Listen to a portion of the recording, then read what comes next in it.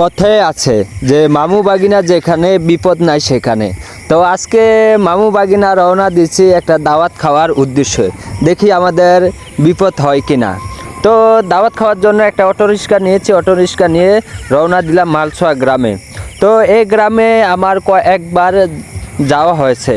তো গ্রামের অনেক সৌন্দর্য রয়েছে যে আপনারা ভিডিওর মাধ্যমে দেখতে পারবেন, যে রাস্তার মাধ্যমে রয়েছে বিভিন্ন ধরনের গাছপালা এবং ছায়াযুক্ত।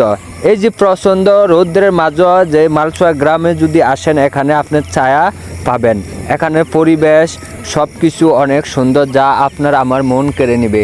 এবং চারদিকে রয়েছে বিভিন্ন ধরনের গাছ, শাক সবজি, তরুলতা, যে মন কেড়ে নেবে। আসলে গ্রামের পরিবেশটি অনেক সুন্দর হয়। তো আমার ফ্রেন্ডের বাড়িতে গেলাম, যাইয়া দেখি ওই শুয়ে রয়েছে। তো ওই আমাদেরকে দেখে উঠলো, উঠার পরে বসতে জায়গা দিল, বসার পরে বিভিন্ন ধরনের খাবার নিয়ে আসলো।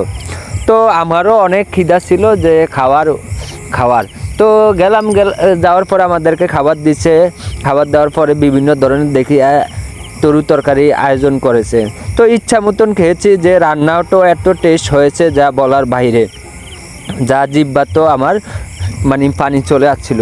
তো খাইছি, আল্লাহর রহমতে পেট ভরে খাচ্ছি, যে এত খাবার সুস্বাদু হয়েছে বলার বাইরে। অন্য বাড়িতেও আমি অনেক খাবার খেয়েছি, কিন্তু এখানকার বাড়িতে যে খেয়েছি যে পাকটা অনেক ভালো হয়েছে, সুস্বাদু হয়েছে।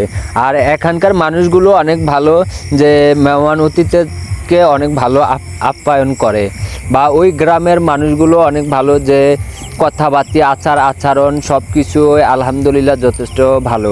আর পরিবেশের কথা কি বলবো, আপনারা তো ভিডিওর মাধ্যমে দেখছেন। সুন্দর একটি গ্রাম, যে অপরূপ একটি গ্রাম।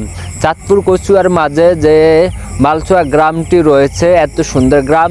আসলে যারা এখনও আসেন না, আসতে পারলে বুঝতে পারবেন যে এত সুন্দর একটি গ্রাম রয়েছে।